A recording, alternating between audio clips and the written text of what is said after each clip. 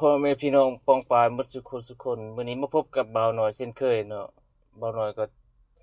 มารีวิวรถเนาะรีวิวรถอันนั้นตรงลี่ขนาดน้อยเนาะระบบของมันเนาะ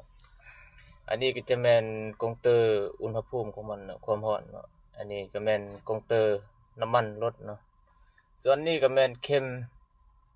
และอันนั้นความไวเนาะกงเตอร์ความไวเนาะอันนี้ก็แม่นชื่อของรถเนาะรถตรงลี่เนาะ อยู่นี่กงเตอร์กิโลเมตรเฮาไปจักเม็ดเนาะและอันนี้ก็คือกงเตอร์หอบของมันเนาะ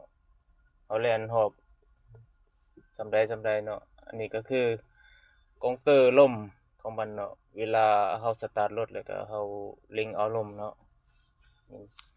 และอันนี้ก็แม่นอันนี้เฮายังบ่ทันรู้เนาะอันนี้ก็เปิดตาเนาะอันนี้ปุ่มฉุกเฉินอันนี้ปัดน้ำพ่นอันสดจักรเนาะ สดจักอันนี้ก็คือตาลังเนาะคือสิแม่นประมาณนั้นเนาะเฮายังบ่ทันรู้และอันนี้ก็คือปุ่มคืออันนี้ปุ่มอ่าอันนี้ก็คือยังคิดก่อนเนาะอันนี้ก็คือปุ่มลืมเลยอันนี้เนาะอันนี้ก็เลขของมันเนาะเลขของมันก็จะมี7เลขเนาะ7เลข8กับเลขถอยเนาะกงเตอร์ของมันอันนี้กงเตอร์หม้อไฟอันนี้กงเตอร์นั่นเนาะ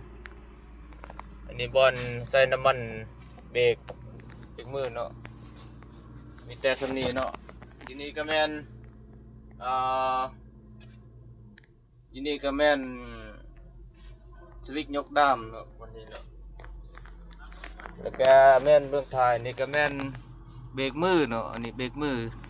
ส่วนอันนี้ก็แม่นขาดเนาะเขาบอกขาดอันนี้ก็แม่นเบรกของมันและอันนี้ก็แม่นคันเร่งเนาะคันเร่งเนาะอันนี้ก็คือเบรกส่วนอันนี้ก็คือขาดนี่ขาดของมันและอันนี้ก็แม่นเบรกของมันเนาะบ่แม่นเบรกอันนี้ก็แม่นเฮาคันเร่งเนาะคันเร่งบ่แม่นเบรกเด้อพ่อแม่พี่น้องเอ้ย